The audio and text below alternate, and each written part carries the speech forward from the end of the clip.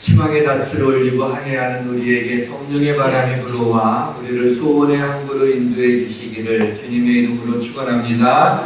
모든 것이 잘 될 것입니다. 오늘은 축구 얘기로 말씀의 문을 좀 열고자 합니다. 우리 오늘 예배에 참석한 우리 홍집사님 아들 이삭이도 우리 축구 선수인데 그제 유벤투스라고 하는 이탈리아 명문팀 우리 호날두라고 하는 세계적인 스타가 있는 그 팀이 방한을 해서 친선 경기를 가졌습니다. 꽤 많은 돈을 줘야만 들어갈 수 있는 입장권을 매진되었는데 그 이유가 호날두라고 하는 그런 스타의 움직임을 직접 눈으로 보고 싶어하는 그런 열망들이 많이 있어서 그랬죠. 그리고 계약이 45분 동안 뛰기로 했대는데 1분도 뛰지 않고 돌아가는데 조금도 미안해하지 않는 것 같은데 만나지 못했지만은 좀 그런 느낌이 들어요. 그래서 우리 국민에 대한 존중이 없구나. 아베도 그러더니 왜들 그럴까 하고 그 경기를 보지는 못했지만은 좀 마음이 안 좋았습니다. 그런데 우리나라에 그와 못지않는 또 축구 선수가 있죠. 손흥민이라고 좀 관심 있는 사람은 너무나 잘 알고 있는 그런 축구 선수예요. 이 친구가 그 독일에서 활약을 잘했습니다. 레베쿠젠이라는 차범근 선수가 있었던 팀에 있었어요. 그래서 활약을 잘해서 스카우트돼서 이제 프리미어리그 영국으로 건너와서 이제 선수 생활하는데 적응이 안 되는 거예요.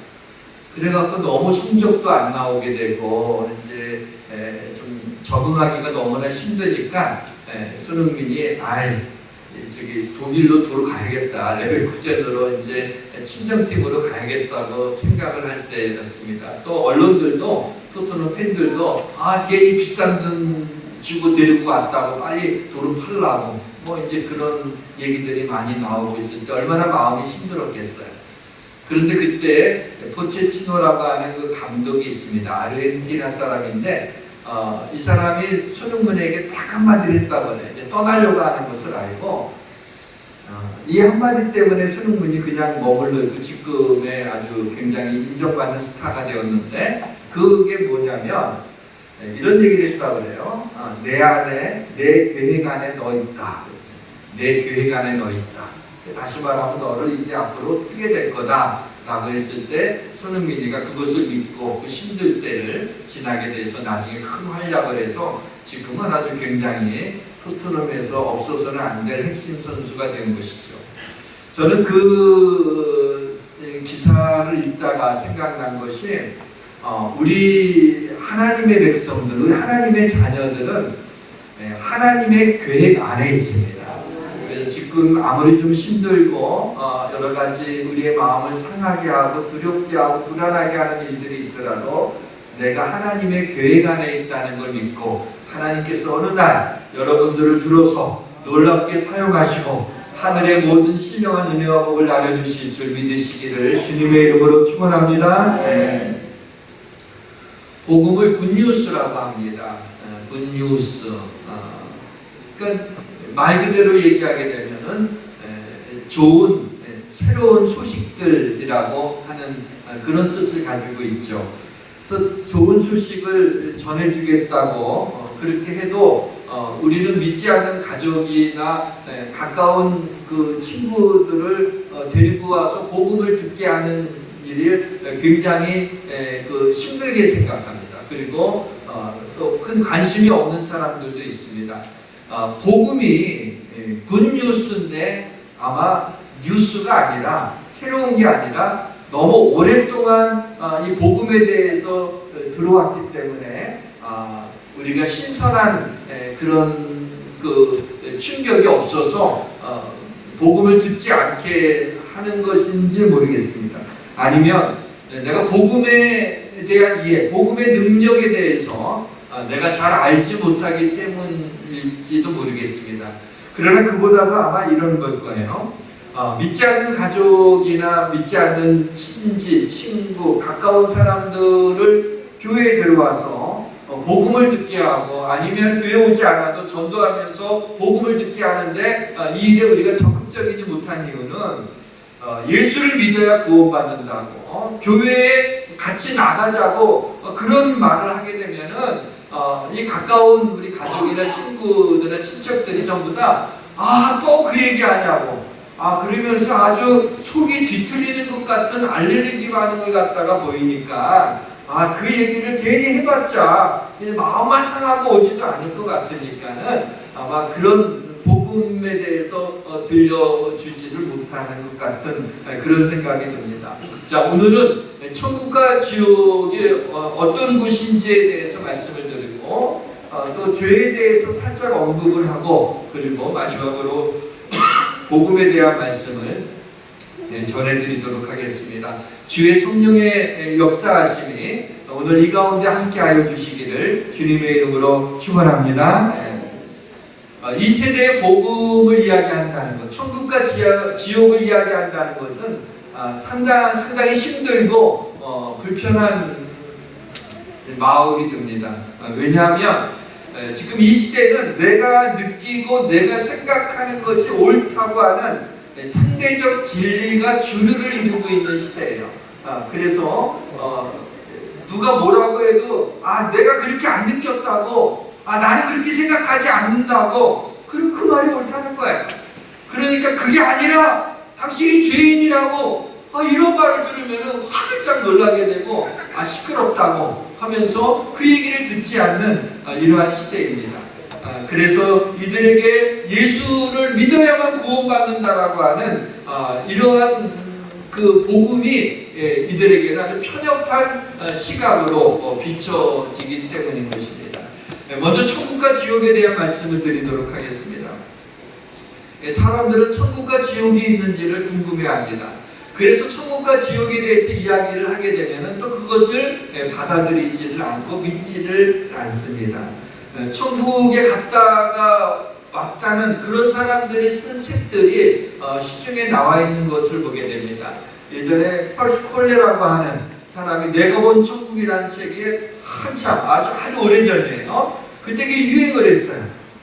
내가 봐도 너무 신기하더라고요. 그런데 거기에 빠졌는데 나중에 보니까 그게 거짓말이었어요. 이게 이단이었던 거죠. 그런데 그와 같은 아류가 많이 나와 있습니다. 그래서 내가 자기가 천국에 갔다 왔다는데 내가 거기에 대해서 할 말은 없어요. 그러나 그러한 책들은 신뢰할 만하지 않습니다. 그 사단의 유혹일 수도 있고 잘못된 자기 주관의 확신일 수 있기 때문에 그렇게 천국에 대한 이야기를 자기 주관적인 어떤 것들을 객관화시켜서 천국이 이렇다라고 이야기하고 그것을 또 믿고 따르는 것은 굉장히 위험한 일이고 또 이단들에서는 그런 이야기들을 많이 하는데 성경이 이야기하고 있지 않은 부분들에 대해서 그렇게 확신을 갖고 얘기하는 것은 굉장히 아주 위험한 거라고 생각을 합니다. 사실은 천국과 지옥은 우리 인간의 언어로는 설명하기가 불가능합니다. 그렇게 설명할 수 있는 차원이 아니에요. 그래서 그 천국과 지옥에 대한 이야기를 할 때는 적극적으로 하지 않고 성경이 말하는 데까지만 이야기할 수 있어야 되는 것입니다. 그래서 오늘 천국과 지옥에 대한 이야기도 철저히 성경에 근거해서 말씀을 드리고자 합니다.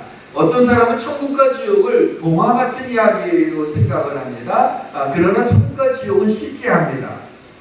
죽어보지 않고 어떻게 알 수 있느냐고 여러분 묻고 싶은 분이 있는지 모르는데 성경이 천국과 지옥을 분명히 이야기하고 있기 때문입니다.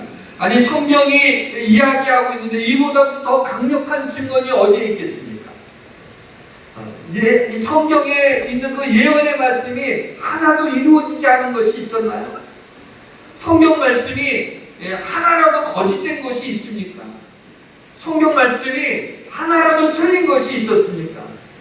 그것을 발견할 수가 없어요. 하나님의 말씀은 완전한 그런 완전하신 하나님이 우리에게 성령의 감동을 입어서 쓴 그와 같은 사람들의 이게 남겨준 하나님의 말씀이기 때문에 하나님의 말씀은 완전한 말씀이에요. 그래서 그 말씀이 이야기하고 있는 대로 우리 인생이 흘러가고 있어요. 그렇게 말하고 있는 대로 그대로 되고 있는 것이에요. 이 역사가 흘러가고 있는 것입니다. 그렇다면 그 성경에서 천국과 지옥을 이야기하고 있다면 우리는 그것을 믿어야만 되는 것이죠. 예수님이 공생애를 시작할 때 제일 처음에 하신 말씀도 무엇인지 아세요? 회개하라 천국이 가까웠느니라. 이런 일성을 던지면서 공생애를 시작하시고 십자가에 달려 죽으신 거예요. 주님의 첫 번째 하신 말씀이 천국에 대한 말씀을 우리에게 하고 있다면 우리가 믿는 사람들이 이 땅에서 천국에 대한 그런 소망과 천국에 대한 확신을 가지고 우리가 이 땅을 살아가야 된다는 것을 우리가 이야기하고 있는 것입니다. 천국이 어떤 곳입니까? 요한계시록 21장과 22장에 천국에 대한 말씀이 자세히 묘사되어 있는데 그 말씀을 근거로 말씀을 드리겠습니다. 천국은 아름다워서 천국이 아니에요. 보석으로 지은 집이 있어서 천국이 아니라 하나님이 하나님의 백성들과 함께 계신 곳이기 때문에 그곳을 천국이라고 이야기하는 것입니다. 우리 요한계시록 21장 3절 말씀을 우리 한번 같이 읽도록 하겠습니다. 함께 읽겠습니다. 내가 들으니 보좌에서 큰 음성이 나서 이르되 보라 하나님의 장막이 사람들과 함께 있으며 하나님이 그들과 함께 계시리니 그들은 하나님의 백성이 되고 하나님은 친히 그들과 함께 계시고 그랬어요. 보게 되면 하나님이 그들과 함께 계시다라고 하는 이 표현이 세 번씩이나 반복되어 있어요. 한 절에 세 번이나 나와 있어요. 천국은 하나님이 함께 하시는 그곳이 바로 천국입니다. 우리 교회에 여러 가지 불완전한 사람들, 성도들이 모인 곳이고 불완전한 목사가 있지만 하나님이 이곳에 함께 하시면 이 교회가 천국이 될 줄 믿습니다. 우리의 가정에 여러 가지 갈등이 있고 여러 가지 힘들고 우리의 불안한 것들이 있지만 그 가정에 우리 하나님이 함께 하시면 그 가정이 천국이 될 줄 믿습니다. 요한계시록 22장 4절을 보게 되면 천국에서는 주님의 얼굴을 볼 터이요 그의 얼굴을 볼 터이요 라고 하는 그런 말씀이 나옵니다. 저는 이 말씀을 읽으면서 그래 천국에서는 그렇게 내가 사모하고 그리고 그 이름으로 기도했던 그 주님의 얼굴을 볼 수 있다는 것이 얼마나 가슴 두근거리는 일인가 라는 걸 생각할 때 생각난 찬양이 있습니다. 구주를 생각만 해도 이렇게 좋거든 그 얼굴 배울 때야 얼마나 좋으랴. 우리 같이 찬송 1절만 함께 부르겠습니다. 구주를 생각만 해도 구주를 생각만 해도 이렇게 좋거든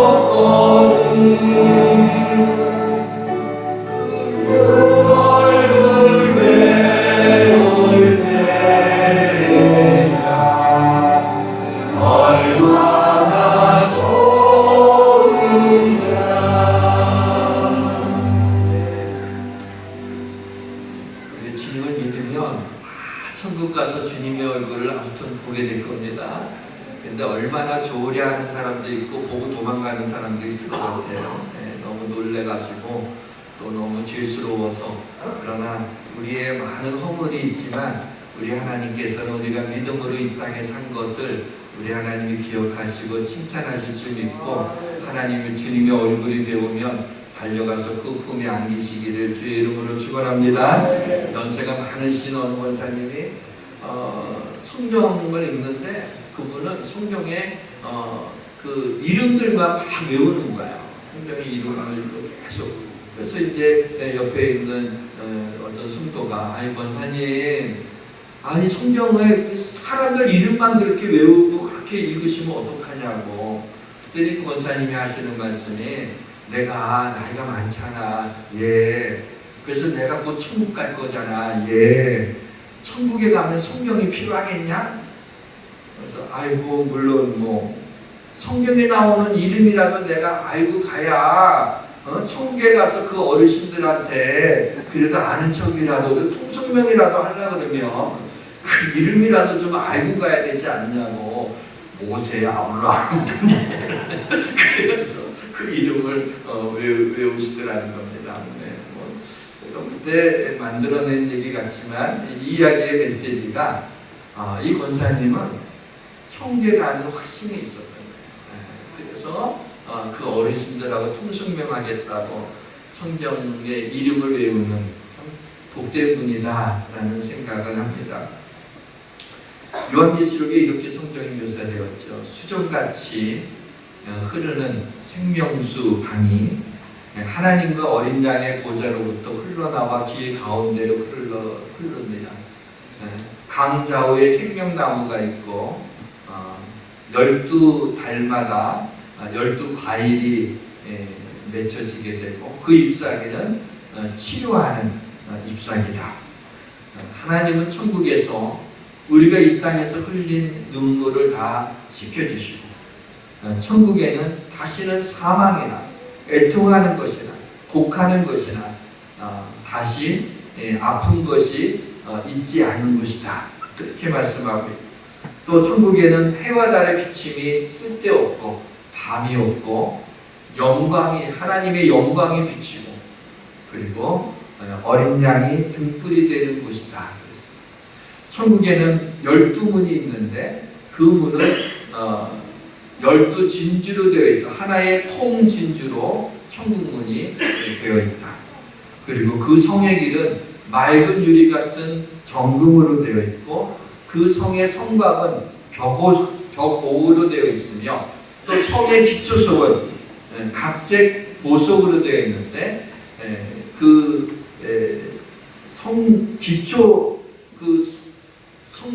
천국의 그 문에는 12지파의 이름이 거기 기록이 되어 있고요. 천국의 성곽의 기초석에는 12지파, 12사도들의 이름이 기록되어 있어요. 그러니까 천국 문에 있는 12지파의 이름은 구약을 얘기하고 있는 거고, 그리고 그 성곽의 기초석에 있는 12사도의 이름은 신약을 의미하고 있는 거죠.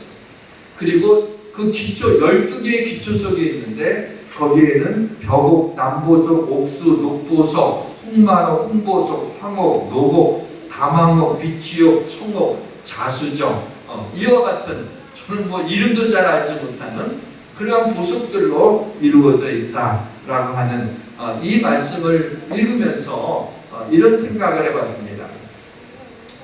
황금열쇠 하나도 없이 인생을 좀 살아도 너무 아쉬워할 필요 없다. 황금열쇠 보기만 했지 손에 한 번도 쥐어보지 않아도 아쉬워할 필요 없어요. 왜냐하면 천국에 가면 길의 포장 재료가 맑은 유리 같은 정금이라고 그랬어요. 천국에는 금을 밟고 다녀.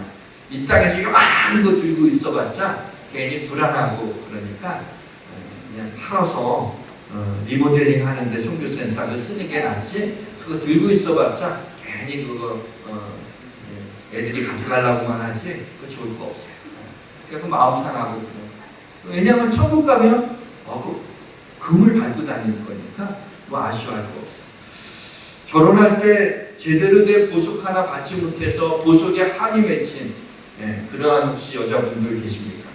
그까짓 그 손에다 끼는 그 작은 보석, 돌멩인데 말이죠. 좀 예쁜 돌멩인데 그 요만한 거 그거 해갖고 한이 맺힐 필요는 뭐 있어요? 천국에 가면은 성곽이 벽옥이고 성문이 진주고 기초석에만 이름도 모르는 그런 보석으로 다 그냥 건물이 다 보석으로 되어 있으니까 보석에 한이 맺힌 분은 꼭 예수를 믿어서 천국에 가야 되는 거예요. 천국에 이렇게 묘사된 천국이 뭐냐면 이 정도로 아름답고 좋은 곳이야. 그러니까 사람의 언어를 말할 수 없이 좋은 곳이라는 것을 표현하고 있는데 문득 실제로 정말 천국이 이러할 수도 있겠구나 라고 하는 생각을 또 지울 수가 없었습니다. 어떻든 천국은 우리가 그리는 것보다도 훨씬 더 좋은 그곳에 이 땅에서 가장 우리가 행복한 그 상태가 영원히 지속되는 것, 그것이 바로 천국입니다. 상대적으로 지옥에 대한 묘사는 성경에 이렇게 구체적이진 않습니다. 아마 우리가 가는 곳이 아니니까 뭐 이렇게 구체적으로 알 필요가 없어서 그런 것 같아요. 그런데 성경이 역시 지옥에 대해서 많이 언급을 하고 있습니다. 요한계시록에 보게 되면은 지옥을 불과 유황으로 타는 불못으로 세세토록 괴로움을 받는 곳이다 라고 기록되어 있고요. 달란트 비유에서는 바깥 어두운 데서 슬피 갈며 이를 갈리라 라고 되어 있고, 또 부자와 나사로의 비유에서는 지옥을 불꽃 가운데서 괴로움과 고통을 받는 곳으로 묘사되어 있습니다. 또 제사장과 흡수해 보게 되면 지옥은 영원한 멸망의 형벌을 받는 곳, 또 베드로후서 2장 4절은 지옥을 어두운 구덩이라고 말씀하고 있습니다. 그런데 예수님이 직접 지옥에 대해서 언급하신 것이 있어요. 그것이 마가복음에 나오는데, 지옥에는 구더기도 죽지 않고 불도 꺼지지 않는다.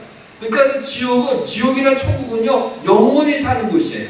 왜냐하면 구더기도 죽지 않는다니까. 불에 타서 차라리 지옥에 가서 한 번 더 죽으면 좋을 텐데 죽지를 않고 영원히 그렇게 불도 꺼지지 않는, 그래서 사람마다 불로서 소금 치듯 하면 막 튀는 듯이 그렇게 불에서, 그 유황불의 뜨거운 데서 그 고통을 갖다가 영원히 당하는 것, 그것이 바로 지옥입니다.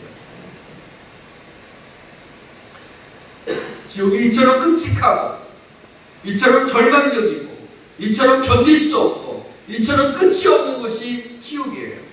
어떤 이는 지옥에 대해서 얘기하는 것에 대해서 너무 잔인하고 너무 협박하는 거 아니냐. 제가 협박하는 거 아니에요.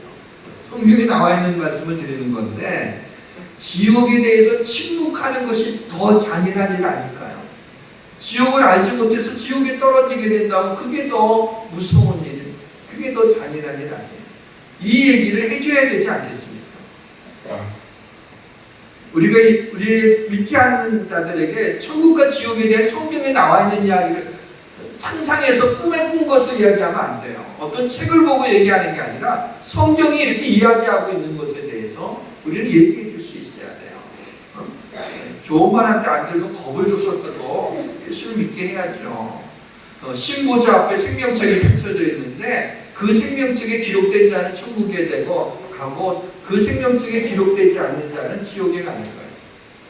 전에 한번 전도를 하는데 어떤 분한테 이제 나이가 좀 드셨기 때문에 이제 어차피 인생 다 산 건데 마지막에 예수 믿고 천국이라도 가시라고 뭐 손해날 거 뭐가 있냐고 그렇게 이제 했어요. 그 말은 공감을 해요. 자기 마음대로 평생 살았대요. 근데 좀 허무하기도 하고 죽음이 좀 두렵기도 하네요. 그러니까 예수 믿고 이렇게 하라 그랬더니 하는 얘기가 이래요.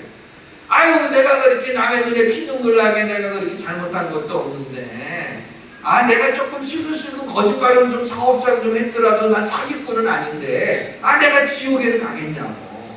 그럼 천국 가세요? 뭐 거기 갈 자신도 없지만, 뭐 난 그렇게 이렇게 나쁜 놈 아니니까.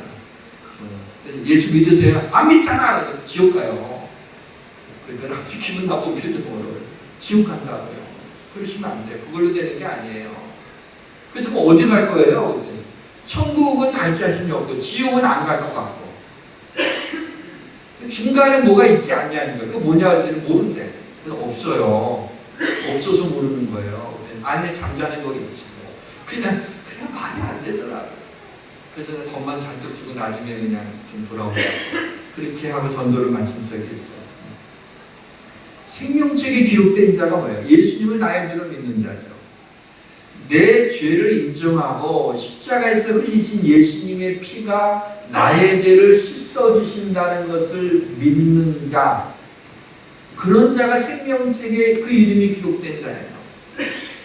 어떠한 영생을 맞이할 것인가, 천국에서 영원히 천국에 살 것인지 영원히 지옥에 살 것인지에 대한 것은 전적으로 복음에 대해서 어떤 반응을 보이느냐에 달려있는 것입니다. 우리가 이 땅에서 좀 더 많은 것을 가지고 있고 좀 더 선하고 좀 더 지식이 많고 좀 더 착하다고 해서 천국에 가는 것이 아니에요. 그래서 오직 복음에 대해서 그 주님을 내가 받아들이느냐 안 받아들이냐에 따라 결론이 나는 겁니다.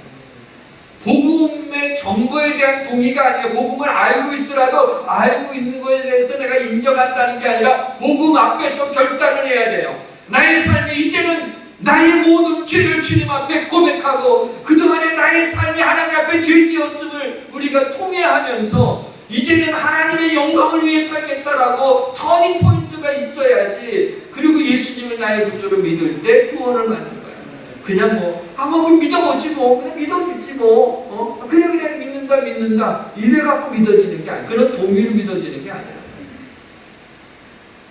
참 착한 사람인데 아주 위트도 있고 매너도 있고 어려운 사람 보면 도와주기도 하고, 평생을 교통 위반 스티커 하나 받지도 않는 사람이야. 법 없이도 살 사람이야. 그런데 예수 믿지 않았다는 그 이유 하나만으로도 지옥에 던져져? 이건 너무 좀 불공평한 거 아니냐 말이야.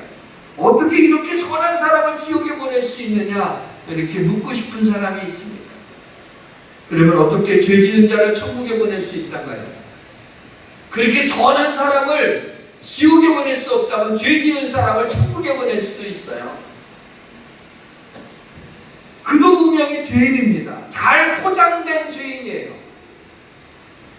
하나님의 그 거룩한 빛이 그 사람에게 비치게 될 때 죄가 없어요? 죄인이죠. 그래서 오늘 본문이 뭐라고 얘기하고 있어요? 로마 3장 23절에 모든 사람이 죄를 범하였음에, 모든 사람이 죄를 범했어요. 예수 그리스도 그분은 죄도 알지 못하는 하나님이신 그분이지만 육신의 몸을 입고 있던 예수 그리스도 외에는 모두 죄인이에요.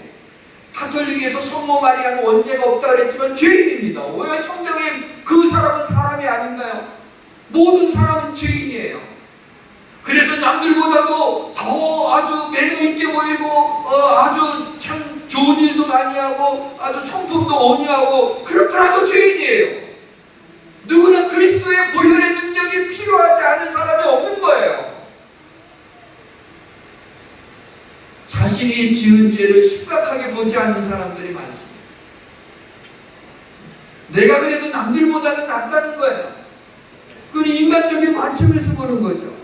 자기가 볼 때는 자기가 지은 죄가 사소한 것처럼 보일지 모르지만 하나님 앞에서는 뭐예요? 그게 심각한 죄가 될 수가 있는 거예요. 누구 앞에서 잘못을 범하냐가 더 중요한 거 아니에요? 예를 들면은 인간이 아메바부터 원생동물에서부터 이렇게 해가지고 진화돼가지고 원숭이가 사람이 됐다. 이게 진화론적 생각이에요. 여러분 학문적으로는 그럴 수 있다고 생각하잖아요. 이 세계의 판도는 창조론과 진화론으로 갈려져 있잖아요. 그러면 진화론을 주장하는데 학문적으로 그럴 수 있어요. 그런데 하나님 앞에서 하나님의 지음을 받은 피조물이 창조주 하나님을 인정하지 않고 원숭이가 내 조상이라고 이야기하는 게 하나님 앞에 죄가 안 되나요? 그것처럼 큰 죄가 어디 있어요? 하나님이 우리를 흙으로 지으시고 생명을 그거에 불어넣어 주셔서 살아있는 영이 되게 하신 거예요. 그래서 우리의 육신이 죽으면 이 육신은 흙으로 돌아가게 돼요. 그러나 우리의 영혼은 하나님이 그거에 생기를 불어넣어서 하나님이 주셨기 때문에 하나님 앞으로 가는 거예요. 예수님의 부활의 영광의 몸을 입고 영광스러운 몸을 입고 주님과 같이 그렇게 천국에서 영원히 사는 거예요. 이런 육신은 아니에요. 그게 다시 아픈 게 없어요. 병들지 않은 것이에요. 그러나 형체는 있다고 얘기하고 있어요. 부활하신 주님의 모습이 보였던 거죠. 그게 영원히 천국에 살아가는 거예요. 우리의 자녀가 좀 공부를 안 해가지고 성적이 안 좋아요. 마음이 상하죠.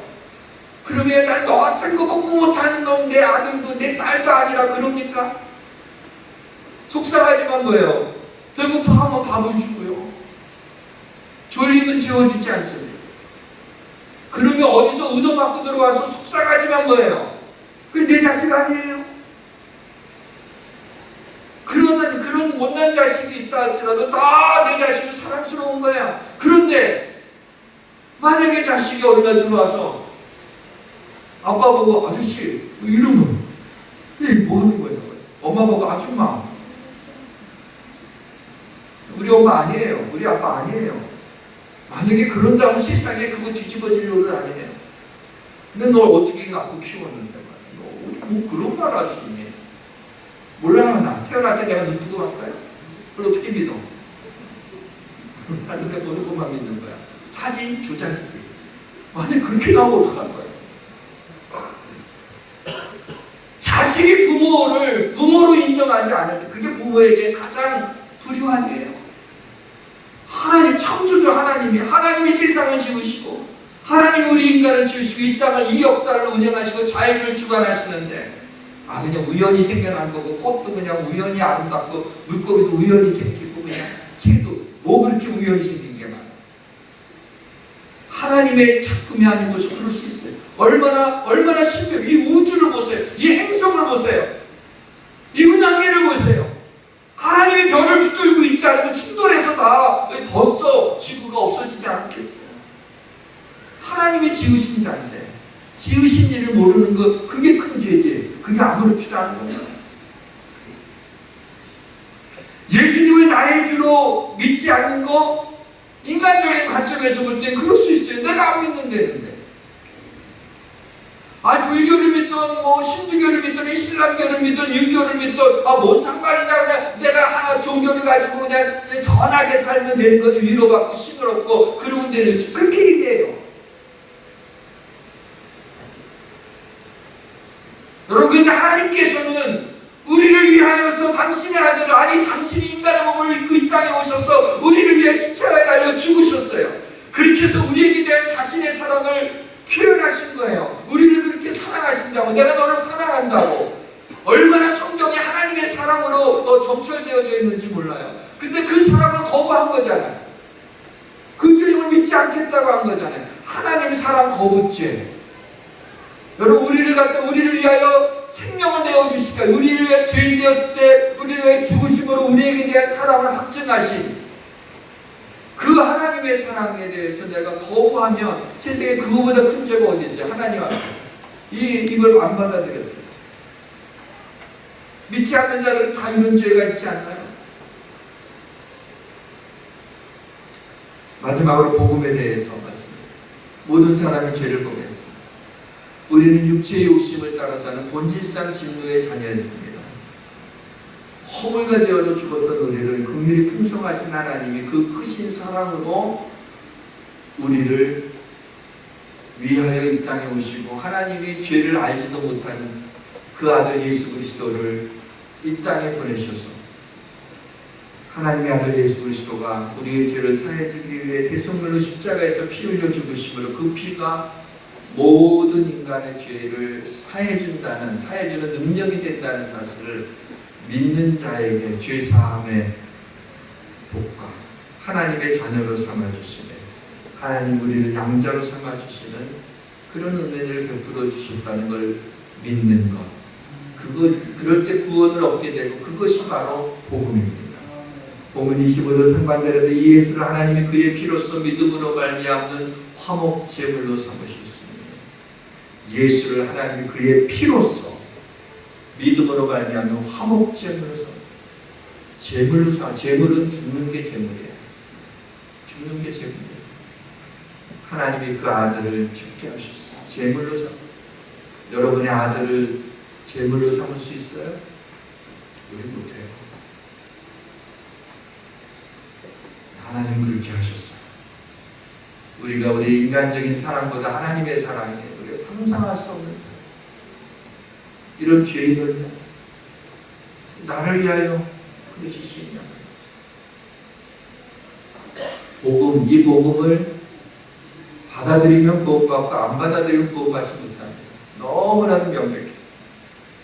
믿음은 뭐냐면 내가 할 수 없다는 걸 깨닫는 사람만이 가질 수 있는 게 믿음인 것 같아요. 그래서 구원은 하나님의 선물입니다. 너희는 그 은혜로 말미암아, 은혜에 의하여 믿음으로 말미암아 구원을 얻었나니 이것이 너희에게서 난 것이 아니요 하나님의 선물이다. 본문 24절에도 그리스도 예수 안에 있는 속량으로 말미암아 하나님의 은혜로 값없이 의롭다 하심을 얻은 자 되었습니다. 값없이 의롭다함을 얻었어요. 그냥 의롭다. 그런데 속량으로 말미암아 값을 치르셨어요. 우리는 값없이 받은 거지만 하나님이 값을 치르셨어요. 당신의 아들을 핏값으로 치르셨어요. 제가 어릴 때 초등학교 때죠. 그때 우리 동네에 만두집이 있어요. 찐빵 만두집이 있었어요. 그게 그때는 그렇게 맛있을 수가 없어요. 그게 날마다 먹고 싶었던 거예요. 근데 거기에 우리 반 친구 아이가 만두집 사장님 아들이에요.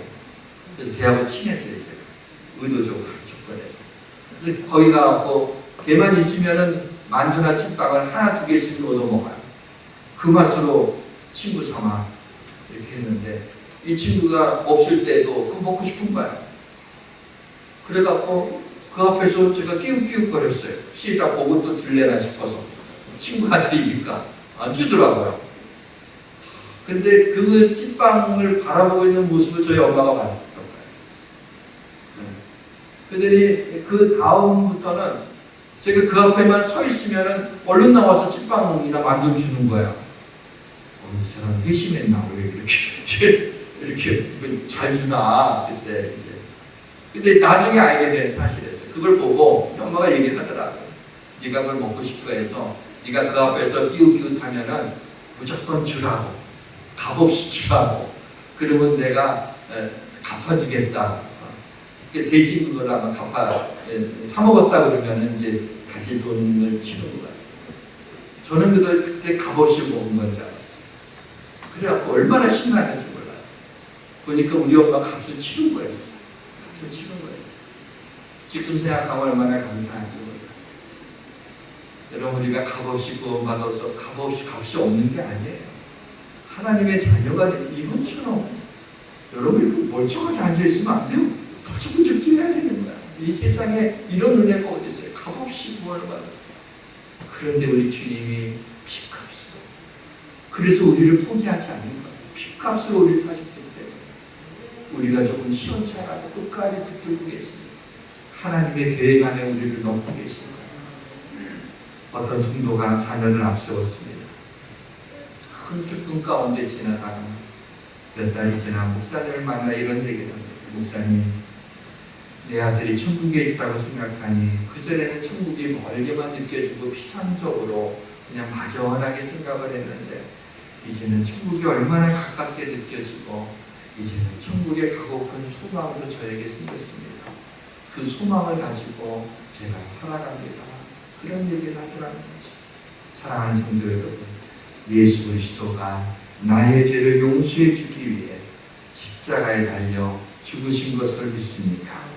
믿습니까? 믿습니까? 정말 믿습니까? 인격적으로 주님을 영접하십니까? 그렇다면 구원받은 것이 100% 구원받아 틀림없이 우리가 이 땅을 떠나는 날 눈을 뜨면 천국에 가 있을 것입니다. 100%입니다. 거기에 대해서 조금도 의심하지 마십시오. 천국의 소망을 가지고 오늘을 믿음으로 살아내시기를 주의 이름으로 축원합니다. 네, 찬양하겠습니다. 235장 1절.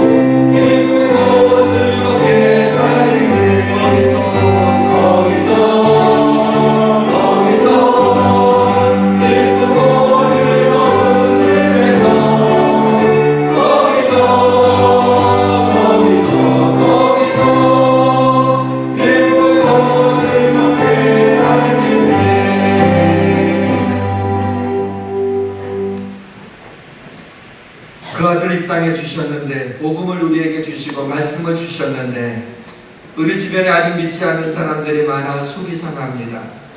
하나님, 인간의 말로 어떻게 말을 해도 듣지 않습니다.